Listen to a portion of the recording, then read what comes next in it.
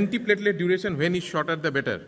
Today, the risks of late and very late stent thrombosis have considerably come down because of better scaffolding, biodegradable polymers, and newer generation DES. So DAPT is not just preventive for stent thrombosis, it is also preventive for future MI and strokes. So the benefit of DAPT beyond 1 year is actually due to a reduction in spontaneous MI, which has almost a mortality of 15%. DAPT has actually moved from a local therapy to a systemic therapy. It is not just for prevention of stent thrombosis, it is for prevention of future MIs and strokes. Unfortunately, 40% of high bleeding risk patients also have high ischemic risk. So coming to one of our case, a patient who had been stented in an outside hospital was discharged on aspirin, clopidogrel, and apixaban. Note the dose, it was 2.5 mg, which was stopped by somebody 1 week after stenting. And the patient came back with an acute MI, and we can see the stent has already thrombosed, 2 overlapping stents. So we have to go and come to what is the requirement for DAPT. As we know that we require to block 2 pathways.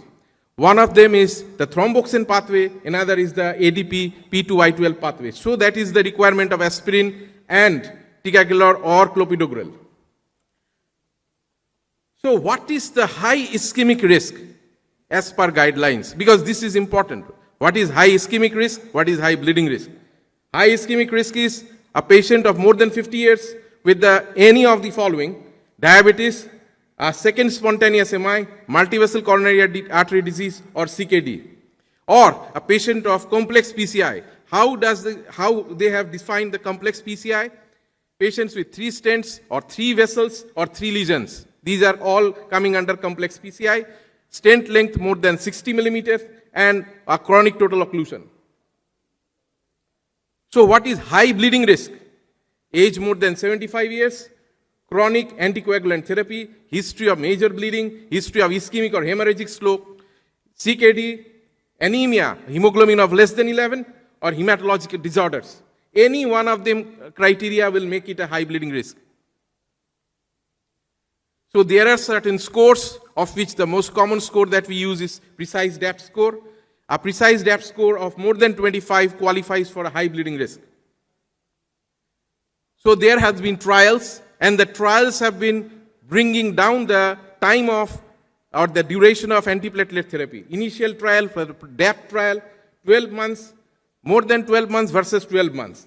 So there was no benefit because there was increase in bleeding, which offset the increase in ischemic protection.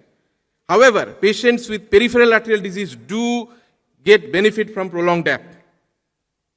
DAPT 6 months versus 12 months, coming down even.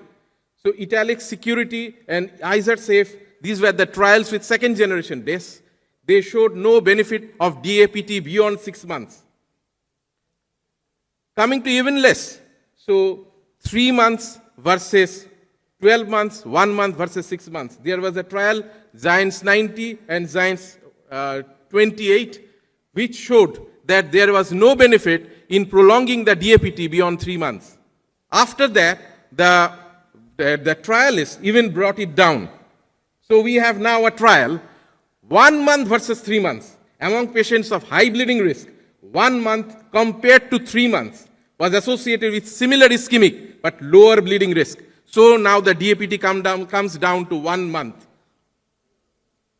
This is another trial, same 1 month. The master DAPT trial, 1 month versus 6 months, 1 month better.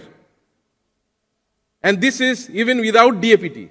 So this was the trial asset pilot study where the prasugrel was given without aspirin just after PCI. There was no increase in stent thrombosis. So what are the guidelines? If it is an acute coronary syndrome, the standard guidelines as we know is 12 months. If it is high precise DAPT score, more than 25, the duration comes down to 6 months. So in chronic coronary syndrome, on the other hand, the standard duration is 6 months, which will come down to 3 months if the bleeding risk is higher. It can even it can be brought down to 1 month if the bleeding risk is even higher.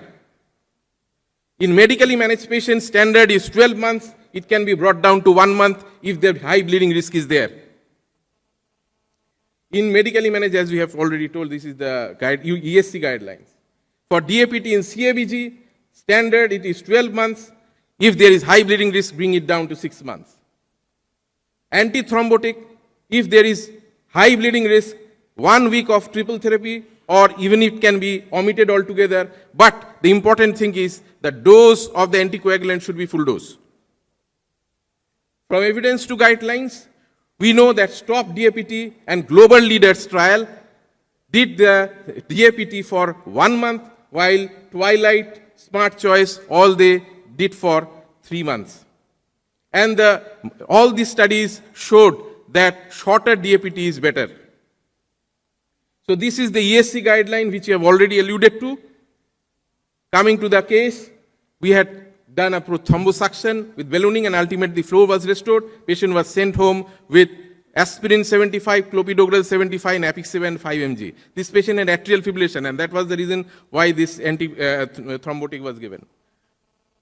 So in summary, for those with high bleeding risk, precise DAPT more than 25 with biodegradable polymers. In ACS presentation, in non-ACS presentation, DAPT can be given for 1 month. This is the shortest DAPT that is still allowed. For those with ACS presentation, it should be given for 6 months. For those with high bleeding risk but on medical therapy, ACS presentation, it can also be come down to 1 month. So shorter is the better in those with high bleeding risk where precise DAPT is more than 25. Thank you.